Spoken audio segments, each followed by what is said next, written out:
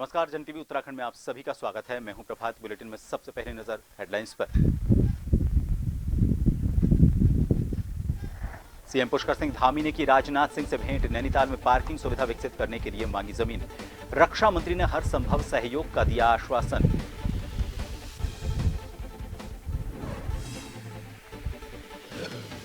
बाल विकास मंत्री रेखा आर्य का चंपावत दौरा। कहा, जल्द होगी आंगनबाड़ी केंद्रों में सहायिकाओं की भर्ती। हर जिले में तैयार किया जा रहा डेटा।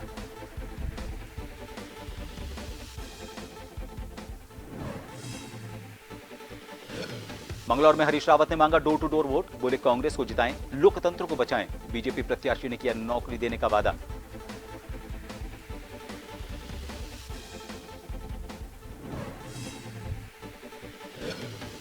हरिद्वार में दलित नाबालिग का शव मिलने से हड़कंप। रेप कर हत्या करने का आरोप। मामले की जांच में जुटी पुलिस।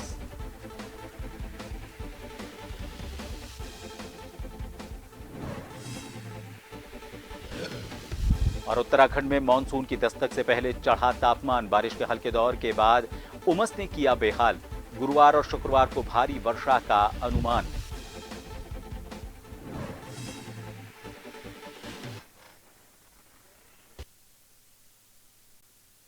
पूरे विस्तार से। मंगलौर विधानसभा क्षेत्र से विधायक का चुनाव लड़ रहे राज्यपाल ने अपना नामांकन वापस ले लिया है और अपना पूरा समर्थन भाजपा प्रत्याशी करतार सिंह भड़ाना को दे दिया है। ये जानकारी उन्होंने आज एक निजी होटल में प्रेस कॉन्फ्रेंस के जरिए दी। प्रेस कॉन्फ्रेंस के दौरान भाजपा के पदाधिकारियों सहित कश्यप समाज के कई पदाधिकारी मौजूद रहे।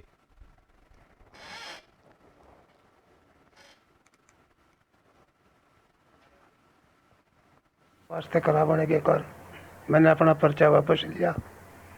आपने क्या उम्मीद लगाई थी जो पर्चा भरा था? उम्मीद तो यह है कि मेरा समाज पूरा वो समर्थन कर रहा है, पूरा मैं बात तक खड़ा रखता, पर समाज तक खराब होने के कारण मैंने पर्चा अपना वापस लिया। मेरा समाज भारतीय जनता पार्टी को वोट देगा और करतार भड़ाना सिंह को भारी मतों से जिताने का हम काम करेंगे। कश्यप समाज के जो प्रत्याशी थे राज्यपाल जी, उन्होंने भारतीय जनता पार्टी के प्रत्याशी के पक्ष में अपना नाम वापस लिया है और राज्यपाल कश्यप जी का दावा है कि पूरा कश्यप समाज उनके साथ में भारतीय जनता पार्टी के समर्थन में आज आया है। और ये केवल मंगलौर विधानसभा की आवश्यकता नहीं है, बल्कि पूरे उत्तराखंड और पूरे देश के लिए भारतीय जनता पार्टी की आवश्यकता है। एक राष्ट्रवाद को पोषित करते हुए देश के विकास के लिए जिस तरह से प्रधानमंत्री नरेंद्र मोदी जी विकास के कार्यों में लगे हुए हैं, प्रदेश के यशस्वी मुख्यमंत्री आदरणीय पुष्कर सिंह धामी जी जिस तरह से दिन रात एक करके यहाँ के विकास कार्यों में लगे हुए हैं, इसी से प्रभावित होकर के राज्यपाल कश्यप जी ने आज भारतीय जनता पार्टी को समर्थन दिया है। और मैं समझता हूँ कि मंगलौर विधानसभा का जो उपचुनाव हो रहा है, इसमें यहाँ रहने वाले जितने कश्यप समाज के लोग हैं, वे सभी भारतीय जनता पार्टी के पक्ष में मतदान करेंगे। खबर उधम सिंह नगर के खटीमा से है। यहां पर खटीमा विकासखंड के सभागार में क्षेत्र पंचायत सदस्यों की एक बैठक हुई। इसमें आम जन की समस्याओं को सुना गया। इसमें स्वास्थ्य विभाग, पीडब्ल्यूडी, जल निगम, जल संस्थान की तरफ से कई जन समस्याओं को देखा गया। इसको लेकर सुशील मोहन डोभाल जिला विकास अधिकारी उधम सिंह नगर ने जांच के निर्देश दिए। इसमें आम जनता की समस्याएं जल्द से जल्द दूर करने के लिए कहा गया। आज खटीमा में क्षेत्र पंचायत की बैठक हुई। बैठक अहम रही और देखिए अभी बारिश के सीजन में रोड की समस्या बहुत गंभीर समस्या रही यहाँ की। प्रतापपुर वाली रोड जो है पूरे विकासखंड में एक ऐसी रोड है जो 3 मीटर की रोड है, नहीं तो आम रोड जो भी होती है वो 4 मीटर की रहती हैं। उसका मुद्दा यहाँ पे बना रहा और उस पर आश्वासन दिया है पीडब्ल्यूडी ने, इसके जल्दी ठीक दुरुस्त कराया जाएगा। और देखिए गर्मी का भयंकर गर्मी इस बार पड़ी, उस गर्मी को भी लेके यहाँ पे जनप्रतिनिधियों में काफ़ी रोष था कि घरों पे नल नहीं पहुँचा। जल मिशन के तहत गांव-गांव में टंकियाँ लगी हैं मगर पानी नहीं पहुँच पा रहा, उसमें भी काफ़ी जनप्रतिनिधियों में रोष था और मैंने भी सख्त निर्देश दिए हैं कि पानी की सप्लाई ठीक की जाए। क्षेत्र पंचायत की जो बैठक होती है वो 3 महीने में एक बार होती है और एक बहुत अच्छा फोरम होता है क्षेत्र की समस्या को उठाने के लिए। आज की बीटीसी भी बहुत ही अच्छे तरीके से चल रही है। अभी तक स्वास्थ्य विभाग, पीडब्ल्यूडी, जल निगम, जल संस्थान विभागों की बारी आ चुकी है और इनके बारे में जो समस्याएं थी वो जनता ने उठाई हैं, क्षेत्र पंचायत सदस्यों ने उठाई हैं। तो समस्याएं कुछ काफ़ी पुरानी समस्याएं हैं, कुछ नई समस्याएं हैं। तो उसके लिए प्रमुख जी के माध्यम से और मेरे माध्यम से भी निर्देश दे दिया गया है कि वो जितना संभव हो सके उनका निस्तारण करें, और एक कुछ बातों में तो इन्हें आज ही जा करके निस्तारण करने के लिए कहा।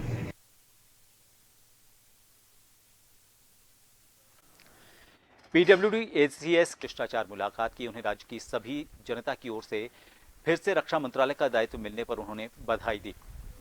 मुख्यमंत्री ने नैनीताल में पार्किंग सुविधाओं में विकास के लिए रक्षा संपदा की भूमि को राज्य सरकार को देने का अनुरोध किया। मुख्यमंत्री ने कहा कि वर्तमान में नैनीताल विश्व में पर्यटन के साथ धार्मिक और आध्यात्मिक दृष्टि से महत्वपूर्ण हो गया है। जनपद नैनीताल में विश्व प्रसिद्ध बाबा नीम करौली महाराज का आश्रम श्री कैंची धाम में श्रद्धालुओं की संख्या में ज्यादा बढ़ोतरी हो रही है। कैंची धाम में दर्शन करने वाले श्रद्धालु नैनीताल क्षेत्रों में ही रुकते हैं। रक्षा मंत्री राजनाथ सिंह ने मुख्यमंत्री पुष्कर सिंह धामी को यथासंभव सहयोग का आश्वासन दिया।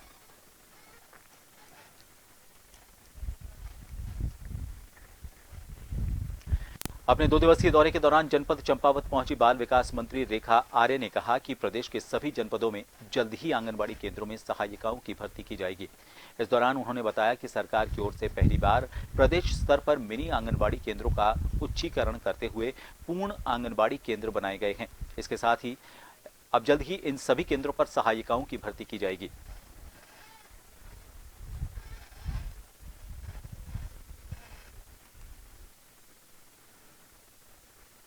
अभी मिनी आंगनबाड़ी केंद्र पूरी तरीके से ये इतिहास में पहली बार हुआ है कि सभी उच्चीकृत होकर आंगनबाड़ी केंद्र के रूप में परिवर्तित हो चुके हैं और आंगनबाड़ी कार्यकर्ती के रूप में जो है हमारी मिनी आंगनबाड़ी कार्यकर्तियां अपनी भूमिका निभा रही हैं। निश्चित रूप से उनके साथ में एक सहायिका की आवश्यकता है, उसके लिए जल्दी से रिक्रूटमेंट हम लोग करें, इसके निर्देश जो है विगत जब मैंने समीक्षा बैठक ली थी तो निर्देश दिए थे। निश्चित रूप से बहुत जल्दी जो है उसकी सहायिकाओं के संदर्भ में जो शासनादेश निर्गत होना है वो निर्गत करते हुए बहुत जल्द जो है सहायिकाओं की भी नियुक्ति हम लोग पूरे प्रदेश स्तर पर करेंगे। सरकार भले ही स्मार्ट सिटी के तहत हो रहे निर्माण कार्यों को लेकर अपनी पीठ थपथपा रही हो, लेकिन भाजपा के विधायक ही इस पर सवाल खड़े कर रहे हैं। दरअसल धर्मपुर से भाजपा विधायक विनोद चमोली ने कहा कि वो स्मार्ट सिटी के काम से नाखुश हैं और कई बार अपनी बात को प्रमुखता से रख चुके हैं। ड्रेनेज सिस्टम पर उठाए गए सवाल के जवाब में उन्होंने कहा कि पूरे देहरादून के लिए 2000 करोड़ का ड्रेनेज सिस्टम प्लान लाया जा रहा है। इससे ये तो साफ हो गया है कि स्मार्ट सिटी के तहत जो काम हुए वो बिना प्लानिंग के किए गए और एक बार फिर देहरादून की सड़कें खुदने वाली हैं।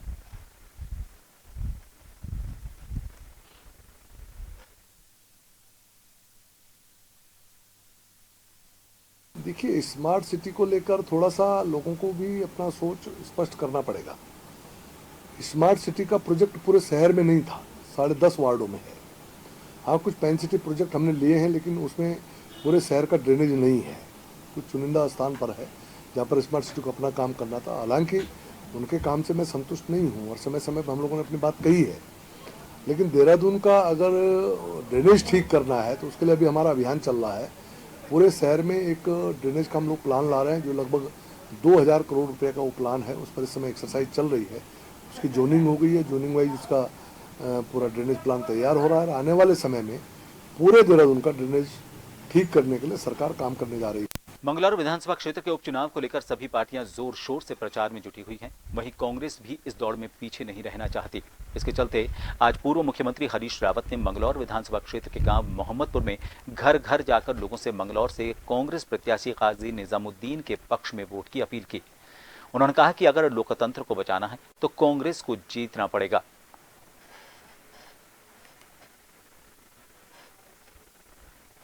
उनको धन्यवाद भी दे रहे हैं, बड़ा साथ दिया उन्होंने और फिर से उनसे आगे के लिए साथ मांग रहे हैं, आशीर्वाद मांग रहे हैं। कितना सहयोग मिला, कितना अच्छा सहयोग देखे जो वातावरण है। हम तो घर घर जा रहे हैं, घूम रहे हैं और बिना ढोल के बिना उसके घूम रहे हैं, लेकिन उसके बावजूद भी आप लोगों के उत्साह को देख करके, उनकी उपस्थिति को देख करके अंदाज लगा सकते हैं कि हवा किस तरफ है। प्रदेश अध्यक्ष ने आज कहा है कि बीजेपी कहीं ना कहीं ग्राम प्रधानों को धमका रहे हैं। हाँ, निश्चित तौर पर धमका रहे हैं, कह रहे हैं तुम्हारे बस्ते रखवा देंगे। और हम ग्राम प्रधानों से कहना चाहते हैं कि इस तरीके की धमकी के अंदर आप काम करेंगे तो ग्रामीण लोकतंत्र खत्म हो जाएगा। आप इसके खिलाफ आवाज़ उठाइए और उठ करके खड़े होइए। अब कांग्रेस आपके साथ है, हम लड़ाई लड़ेंगे।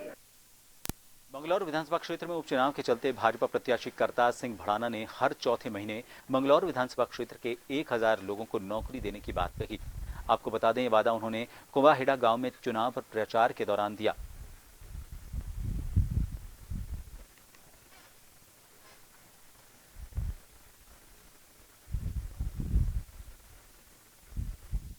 कि मंगलौर को बेंगलोर बनाऊंगा, ये बन गया।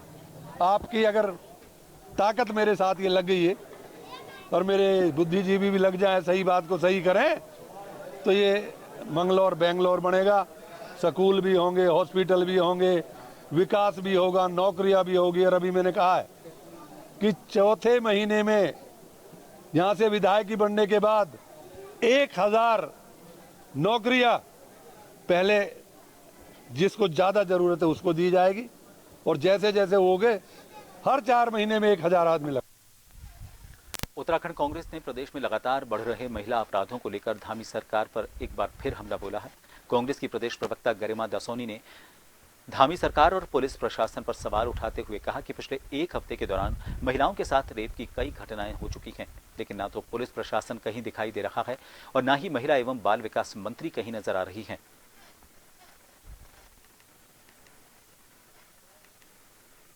इस उत्तराखंड को देवभूमि कहा जाता है, इसको आज उत्तर प्रदेश और बिहार के समकक्ष लाकर खड़ा कर दिया धाकड़ धामी की सरकार ने। अगर मैं आज की बात करूं तो आज के प्रकरण में आप देखिए, हरिद्वार के बहादुराबाद में गैंग रेप हुआ है एक नाबालिग बच्ची के साथ, और केवल रेप ही नहीं हुआ, उसकी जघन्य और नृशंस हत्या कर दी गई है। ऐसे में इसमें भारतीय जनता पार्टी के नेता संलिप्त बताए जा रहे हैं। इसमें नेता हैं इनके ओबीसी आयोग के सदस्य आदित्य राज सैनी और इनके प्रधानपति अमित सैनी। अब आप देखिए, आगे बढ़ते हैं तो यही देहरादून का मामला बताया जा रहा है पटेल नगर का, कि 6 माह की बच्ची और उसकी मां का शव मिला है शत विक्षत हालत में, और ये 2-3 दिन पुराना बताया जा रहा है। क्या कर रही थी उत्तराखंड की पुलिस, क्या कर रही थी देहरादून की पुलिस, ये समझ से परे है। ये तीसरी खबर है आज ही की, जिसमें कि एक 15 वर्षीय यानी कि ये भी नाबालिग बच्ची है, तीसरा केस नाबालिग बच्ची का आज एक ही दिन में आ रहा है, जिसमें मुंह बोले मामा के द्वारा उसके साथ दुराचार किया गया है।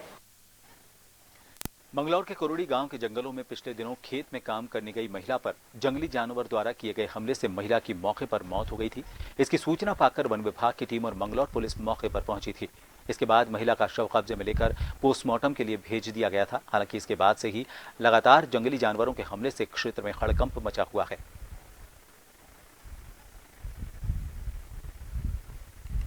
में काम किया जा रहा था, जो स्पॉट पे हम खड़े हुए हैं, अचानक कोई जंगली जानवर आया और उन पे हमला करके, हमला इतना ज़बरदस्त था कि मौके पे उनकी डेथ हो गई। जैसे ही हम लोगों को पता चला, हमारी टीम, रेस्क्यू टीम और जो ट्रैंकुलाइज टीम होती है, सब हम लोग इकट्ठा हुए और मौके पे जाके पग माग वगैरह देखे गए तो प्रथम दृष्टया यही लग रहा कि ये गुलदार का हमला है। तुरंत उच्च अधिकारियों को सूचित किया गया और हमारे द्वारा उसमें पिंजरा लगाया गया और पूरी कोशिश ये रहेगी कि किसी तरह से हम उसको रेस्क्यू करेंगे हर हालत में। जोशीमठ ब्लॉक का एक ऐसा दूरस्थ गांव है जिस गांव का नाम एरा है। बड़ी बात तो यह है कि जो एरा गांव का पिछले कई साल पहले ही पूरी तरह से पलायन भी हो चुका है। स्वास्थ्य, शिक्षा, सड़क, दूरसंचार और अन्य सुविधाओं से कोसों दूर ये गांव पलायन के बाद से पूरी तरह से खंडहर में तब्दील हो चुका है।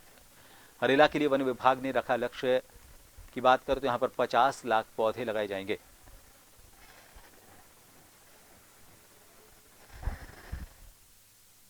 अंतर्गत एक ऐसा दुरस्त गांव आता है जिस गांव का नाम एरा गांव है। और आपको बता दें कि जिस एरा गांव तक जाने के लिए कई किलोमीटर खड़ी चढ़ाई पार करनी होती है। बड़ी बात तो यह है कि एरा गांव विगत कई वर्ष पूर्व में ही पूरी तरह से प्लान हो गया। कारण है स्वास्थ्य, शिक्षा, सड़क, दूरसंचार और विद्युत की सुविधा न होने के चलते एरा गांव पूरी तरह से प्लान हो गया।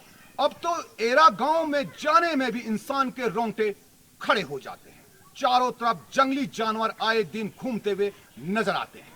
पूरा गांव खंडर में तब्दील हो गया। कैमरामैन साथी आदित्य भंडारी के साथ नवीन सिंह जोशी।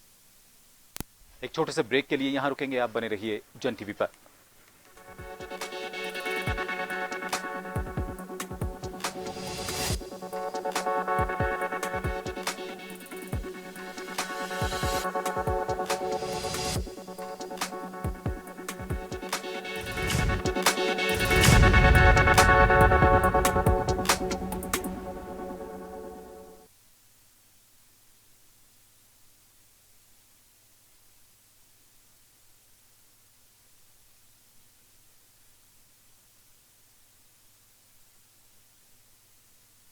वन विभाग ने हरेला के अवसर पर करीब 50 लाख पौधे लगाने का लक्ष्य रखा है। हरेला एक हिंदू त्योहार है जो उत्तराखंड के कुमाऊं क्षेत्र में हर साल 16 जुलाई को मनाया जाता है। ये शांति, समृद्धि, हरियाली और पर्यावरण संरक्षण का त्योहार है। ये भगवान शिव और देवी पार्वती के विवाह के धार्मिक उत्सव के साथ मेल खाता है। अब ये त्योहार पूरे उत्तराखंड में बड़े धूमधाम से मनाया जाता है।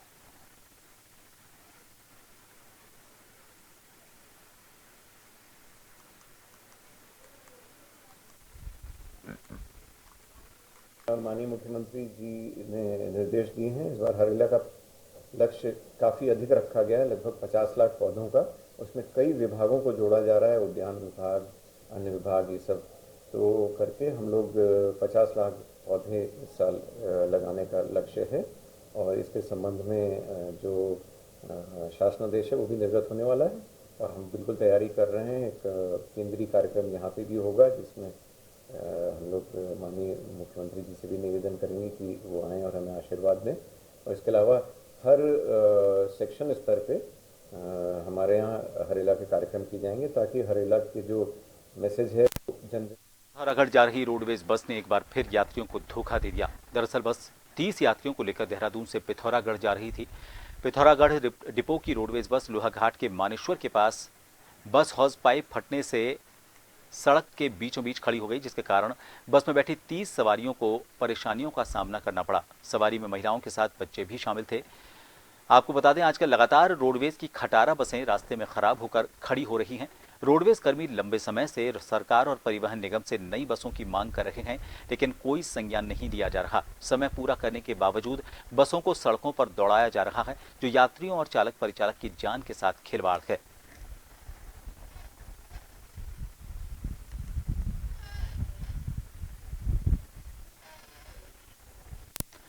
रामनगर में भारत विकास परिषद की रामनगर शाखा द्वारा अग्रवाल सभा भवन में रक्तदान और आंखों की जांच के निःशुल्क शिविर का आयोजन किया गया।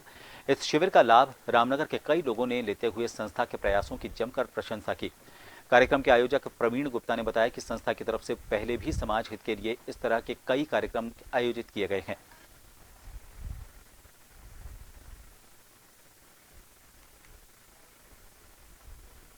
परिषद द्वारा नियमित रूप से हेल्थ चेकअप कैंप लगाए जाते हैं।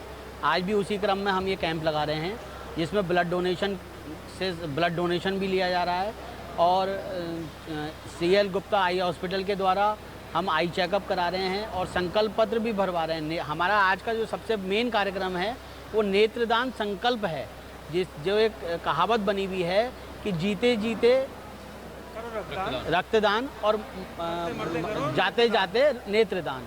उसी संकल्प को हम पूरा करते हुए आज नेत्रदान संकल्प पत्र का आज शुरुआत कर रहे हैं। सामाजिक सरोकारों को समर्पित लोक पंचायत सदस्य भारत चौहान ने कहा कि प्रदेश के मुख्यमंत्री ने प्रधानमंत्री नरेंद्र मोदी को प्रसिद्ध पीठ हनालू महासू महेंद्र का जो चित्र है वो भेंट किया और भेंट कर जौनसार बाबर का मान बढ़ाया है। उन्होंने कहा कि प्रधानमंत्री को हनोल स्थित महासू देवता के मंदिर में आने का निमंत्रण भी देना चाहिए ताकि इस क्षेत्र का समुचित विकास हो सके। देश के मुख्यमंत्री जी ने प्रधानमंत्री नरेंद्र मोदी जी को अनोल स्थित महासू देवता का चित्र भेंट किया और जब हम अनोल को 5वां धाम घोषित करने की बात करते हैं तो ये प्रयास कहीं ना कहीं सार्थकता की ओर जाते हैं और ये भी बेहद खुशी है कि सरकार ने विधिवत अनोल को मास्टर प्लान के तहत विकसित करने का निर्णय लिया है। हो सकता है कि वहाँ के जो स्थानीय लोग हैं, जो देव कारिंदे हैं, देवता से जुड़े हुए लोग हैं, उनकी जो मुआवजे की राशि है उसको बढ़ा देना चाहिए, उनको भी मंदिर के इर्द गिर्द ही बसाना चाहिए ताकि जो वहाँ की देव परंपरा है, वहाँ की लोक संस्कृति है वो भी जिंदा रहे। और प्रधानमंत्री जी का तो महासू देवता के प्रति लगाव आई है। विगत दिनों जब हिमाचल प्रदेश प्रवास पर आए थे तो उन्होंने महासू देवता का आवाज जयकार भी किया। बद्रीनाथ विधानसभा उपचुनाव को लेकर जिला निर्वाचन अधिकारी ने नीति घाटी के सबसे दूर स्थित पोलिंग बूथ नीति गमशाली मलारी का निरीक्षण कर चुनाव व्यवस्थाओं का जायजा लिया। उन्होंने पोलिंग बूथों पर मरम्मत, रंगरोगन के साथ पेयजल, बिजली, रैंप और मतदाताओं के लिए दूसरी मूलभूत सुविधाओं को 30 जून तक दुरुस्त करने के निर्देश अधिकारियों को दिए।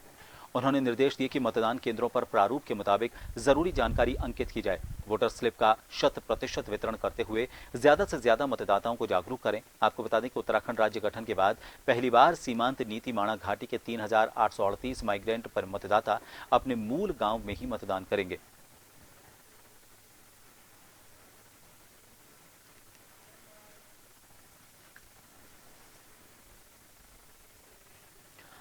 अल्मोड़ा जिले के विकासखंड सल्ट में कांग्रेस के वरिष्ठ नेता घनानंद शर्मा ने बद्रीनाथ और मंगलौर विधानसभा सीट पर उपचुनाव में कांग्रेस प्रत्याशी की जीत का दावा किया। उन्होंने कहा कि कांग्रेस बद्रीनाथ और मंगलौर विधानसभा सीट पर उपचुनाव बड़ी मजबूती के साथ लड़ रही है। कांग्रेस के प्रत्याशी भारी बहुमत से जीत दर्ज करेंगे।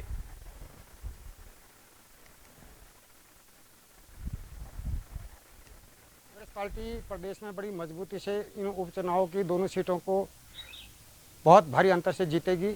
भाजपा से जनता का मन भर चुका है। खुद भाजपा के पास ऐसे कोई कार्यकर्ता नहीं हैं कि जो मंगलौर सीट से उनके प्रत्याशी हो सकें। उनके सारे प्रत्याशियों ने, जो प्रदेश के जितने भी उनके कार्यकर्ता हैं, उन्होंने वहां से चुनाव लड़ने से मना कर दिया है। इसलिए उन्होंने हरियाणा से अपने किसी धनाढ्य को बुलाया है। तो मुझे लगता है कि भाजपा चुनाव मैदान में कहीं दूर दूर तक है ही नहीं। इसलिए कांग्रेस उपचुनाव में दोनों सीटों पर भारी मतों से जीतेगी।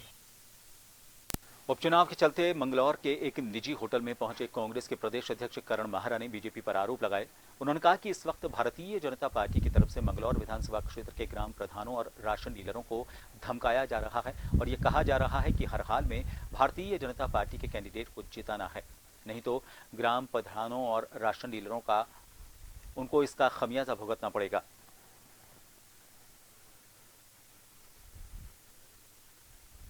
हमको फ़ोन भी आए हैं जिनका ये कहना है कि ये कहा जा रहा है कि आप लोगों के हम मतलब ढंग से काम नहीं करने देंगे और हम लोगों को मदद करो। साथ में राशन डीलर्स जो हैं उन लोगों पे भी अनावश्यक दबाव है और निश्चित ही वो भी दबाव में कहीं ना कहीं है। अब हर आदमी किसी आइडियोलॉजी से जुड़ा होता है और उनमें से जो हमारे आइडियोलॉजी से जुड़े हुए लोग हैं वो साफ साफ बता रहे कि साहब इस तरीके से दबाव है, हम लोग खुल के नहीं आ सकते। तो निश्चित ही बीजेपी धनबल का भी इस्तेमाल कर रही है, बाहुबल का इस्तेमाल भी कर रही है और प्रशासन का भी इस्तेमाल कर रही है। लेकिन आने वाला समय दिल्ली ने जता दिया कि परिवर्तन आएगा और जो लोग इस चीज़ में संलिप्त हैं आने वाले समय में भी हिसाब हम लोग करेंगे। तो करेंगे अगली खबर का। उत्तरकाशी जनपद के बड़कोट नगरपालिका में पेयजल संकट कम होने का नाम ही नहीं ले रहा है। महिलाएं, बच्चे, बुजुर्ग, युवा पानी की बाल्टियां ढो ढो कर परेशानी में आ गए हैं। कई बार शिकायत के बावजूद अधिकारियों ने इस तरफ कोई ध्यान नहीं दिया तो आंदोलनकारियों ने एक अलग ही रास्ता ढूंढ लिया। दरअसल भजन कीर्तन कर सरकार को जगाने का आह्वान करते हुए मांगों के निस्तारण की उम्मीद जताई गई है। आंदोलनकारियों का कहना है कि 21 दिन से क्रमिक धरना दिया जा रहा है। अगर जल्द पेयजल पंपिंग योजना की वित्तीय स्वीकृति नहीं मिली तो 6 जुलाई यानी कि शनिवार से अनिश्चितकालीन धरना शुरू कर दिया जाएगा।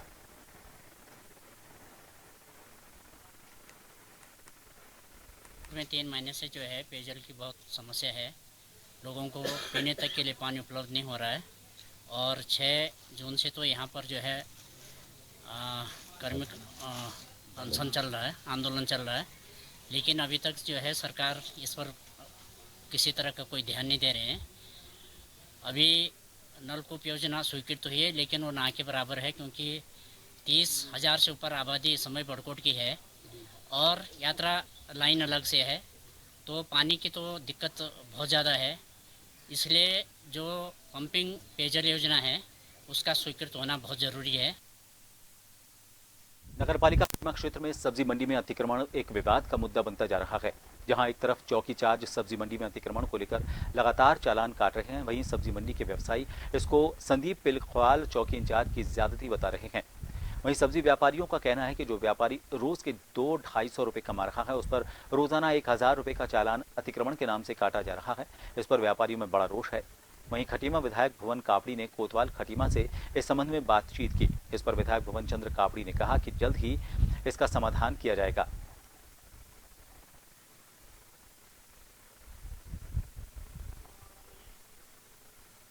पहले नगरपालिका ने एक व्यवस्था दी थी, पीली पट्टी और बीच में ठेले की व्यवस्था, और वहाँ लोग तखत लगाने लगे तो व्यापारियों ने ऑब्जेक्शन किया तो हटाया गया। उसके बाद अंदर सब्जी मंडी में चालान हो रहे हैं। हमारा ये कहना है कि 27 तारीख को हम बैठेंगे, कल एसडीएम वापस आ रहे हैं तो उसके बाद तय कर लेंगे। नगरपालिका और पुलिस प्रशासन और जो है व्यापारियों को बिठा के इनके आपस में बातचीत कराएंगे, जो रास्ता निकलेगा उस पर। माननीय मुख्यमंत्री श्री पुष्कर सिंह धामी जी तथा पुलिस विभाग के अधिकारियों द्वारा कड़े निर्देश दिए गए हैं कि जहाँ अतिक्रमणकारियों द्वारा सड़कों पर अतिक्रमण किया गया है उन सड़कों को अतिक्रमण मुक्त किया जाना है। इसी क्रम में खटीमा पुलिस द्वारा कुछ दिनों से खंडा मार्केट में फल व्यापारियों द्वारा सड़कों का किया गया अतिक्रमण को मुक्त करने की कार्रवाई की गई है। प्रायः देखा जा रहा था कि खंडा मार्केट में फल व्यापारियों द्वारा जो दुकानें लगाकर अपने सड़कों को अतिक्रमण किया गया था, उन पर जो आने जाने वाले व्यापार आने जाने वाले महिलाओं और पुरुषों को जो परेशानियाँ हो रही थी। हमें बंडर जोन का कई सालों से आश्वासन दिया जा रहा है, तो बंडर जोन जगह सब्जी वालों को ठेले वालों को दी नहीं गई आज तक, और अतिक्रमण के नाम पे सब्जी वालों के 1000 रुपये चालान करे जा रहे हैं। सुबह भी 1000 रुपये चालान करा जा रहा है, शाम को जा रहे हैं। चौकी इंचार्ज कुछ अत्याचार ज़्यादा कर रहे हैं।